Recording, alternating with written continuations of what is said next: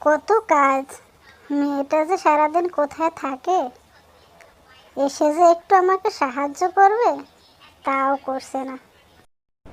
আরে সামনে লিলির মনো পেয়েছি আজ একা, দেখে একটু গপ্প সপ্প করি।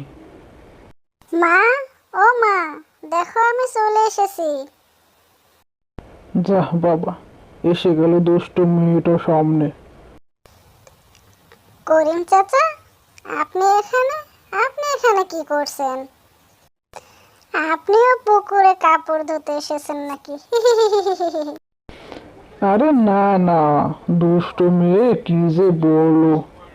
আমি তো এই রাস্তা দিয়ে বাজারের দিকে যাচ্ছিলাম, অমনি তোমাদের দেখা পেয়ে গেলাম।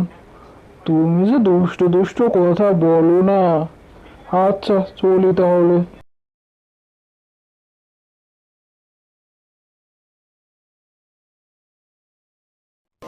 মা, দাও আমিও তোমার সাথে ধুয়ে দেই। আমার একটু আসতে দেরি হয়ে গেল, খেলতেছিলাম তো, ওরা ছাড়তেই চাইছিল না। তুমি রাগ করো না মা, দাও আমিও তোমার সাথে কাপড় ধুয়ে দেই।